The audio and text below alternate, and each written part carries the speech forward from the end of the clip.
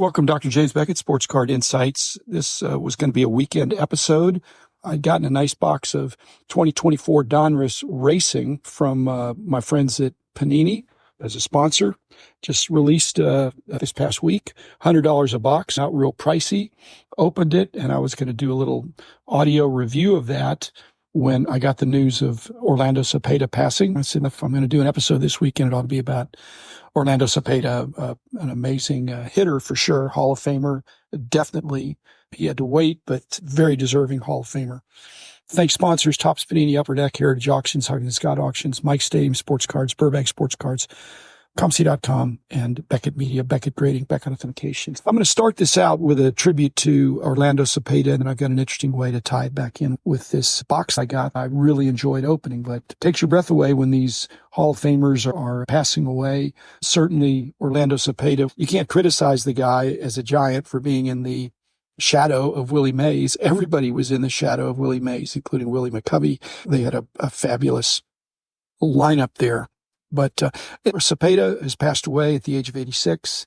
Noted he's only one of two players in National League history to win both the Rookie of the Year and an MVP unanimously. The only other person that did that was Albert Pujols. And so I was thinking they're similar. Orlando Cepeda had a great beginning of his career, as Pujols did too.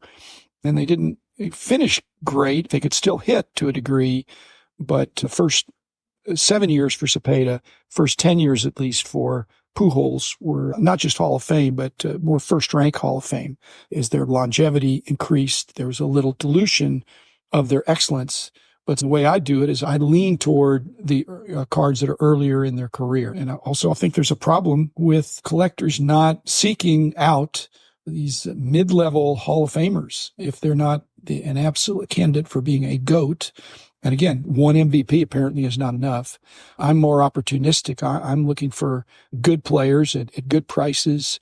I always did that. And when I was doing price guides, I wanted to put fair prices of what the market was really selling for. And Cepeda, sells for less than Mays, but he's way above a common. He's got a following, but just seemed like the following that people have now is they either huge chase for the GOATs and the absolute top guys, and the next rank of absolute still superstars is undermarketed, perhaps. Just comparing first 7 years for Cepeda, home runs in those 7 years, the lowest was 24 and the highest was 46.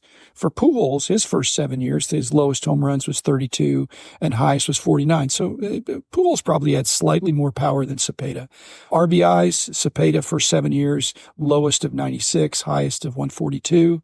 Very similar to Pujols. Batting average, Cepeda's lowest in his first 7 years was 297, highest with 316. Pujols, a little bit better average, 314, a high of 359. Again, Pujols, hard to compare to him. If he kept going at the same rate for the first 10 years, he's practically Babe Ruth or Josh Gibson now, as we might say. Cepeda didn't notice until I looked up that Cepeda averaged 13 stolen bases a year in those first 7 years. And I thought, surely he's got an edge on Pujols there, who was not fleet of foot. But I found in 2005, Pujols had 16 steals, only caught twice. Must have been an opportunistic base runner. Injured in 65, in 66, he's traded. In 67, he's MVP for the Cardinals. Then after that, he's slowing down, becomes the first DH for the Red Sox, a great hitter. The blemish that kept him out of the Hall of Fame is, again, he had some knee problems, and so I don't know how much pain a guy's in, but he gets caught with marijuana in Puerto Rico, and it's 9 months in prison in Puerto Rico for what may have been pain management. I don't know, but marijuana possession back in the day when that was, don't know, it was a felony, but it was prison. And that cost him, I think, in terms of the Hall of Fame voters. He went on the back burner and he finally got in with the Veterans Committee. Second Puerto Rican to get in the Hall of Fame after one of my idols, Roberto Clemente. Probably not fair to compare to Willie Mays. Probably not fair to compare him to Albert Pujols either. However, how am I comparing this to the 2024 Donruss Racing box that I just got? Similarly, Cepeda wasn't my favorite player. Racing's not my favorite sport, but I still like Cepeda. I still like racing. And when we do these comparative analyses of Cepeda within a set to his contemporaries, it's similar to doing a comparison of 2024 NASCAR racing box, $100. And so if I told you I had a 2024 Donruss hobby box, 24 packs of 8, you'd expect to pay more than $100. In fact, if this was the football from last year is $450 a box. Of course, that's C.J. Stroud. The basketball, $265 a box, but that's got the Wemby effect. Soccer even is $280 a box. UFC even is $140 a box. Baseball from last year is $190 a box. So you can see that the Donruss looks like a bargain. When I opened it up, it did seem like a bargain because you get base cards, but racing, NASCAR was one of the first collecting sports to really, I won't say it's the first one to have player collectors or driver collections, but it's the easiest to do that. There's a lot less drivers. So when you open up a NASCAR box, you're dealing with all pretty much known drivers, and there's more cards per driver. So if I'm buying a box, first thing, it depends on how much money I've got, but I think the first choice is what sport. I'm thinking is there are people that just like Orlando Cepeda, no matter how low the price would go of Orlando Cepeda, maybe even of his rookie, second, third, fourth, fifth year cards, even if it was priced below comps or below book value, whatever you want to look at, I think people don't necessarily buy it. It's just not on their radar. They're not looking for a good deal on Orlando Cepeda. Now, they might be now that he's passed, but same thing with racing. If the racing box is $50 a box, does that mean people run out and get it? The racing people will, but my point is the pricing of a racing box cannot be low enough, I don't think, to encourage very many people to cross sport allegiances, just like the price on Orlando Cepeda. Even if it goes lower, if they're mainly a Willie Mays guy or Albert Pujols guy, they're really focused on that. That's not the way I collect, but I think it's the way most people collect. When I open this box, I got lots of parallels, lots of inserts, the optic versions, which are the shiny ones. So why aren't people buying up all the racing? Panini has to price it in a way that reflects the secondary market. But if you get a downtown that's NASCAR, how is that way worse than a downtown that's one of the other sports, basketball or football, for sure? If it's your favorite driver, you'd be delighted. And the pack odds, which they don't explicitly list, but if the pack odds are similar, then you've got a great card. It shouldn't be $100 if it's NASCAR and $500 if it's football.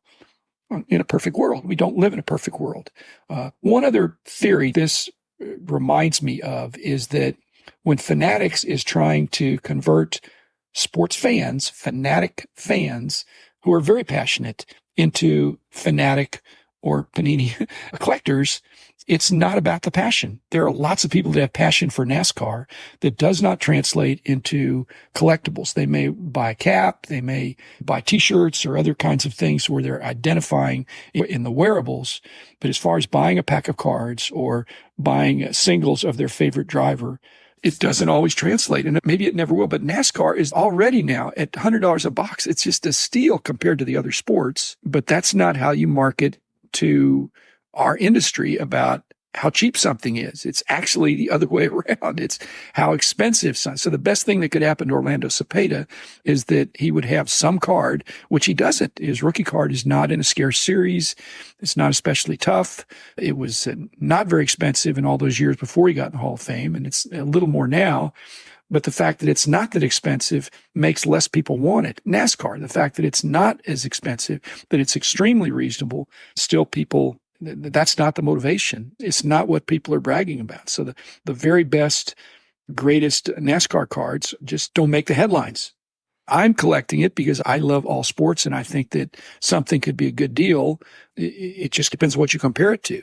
Orlando Cepeda, if you're comparing to Willie McCovey and Willie Mays, and again, this is a guy with an MVP and a Rookie of the Year, and he still probably doesn't get enough respect.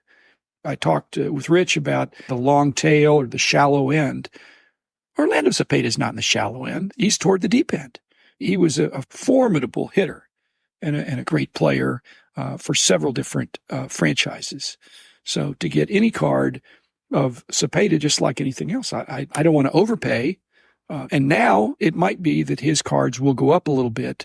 He hasn't hit any new home runs. He hasn't done anything other than he passed away. As I've said, it brings scrutiny to a man's life and his career. When you look at it all in the totality, he's hit a lot of home runs before there were steroids.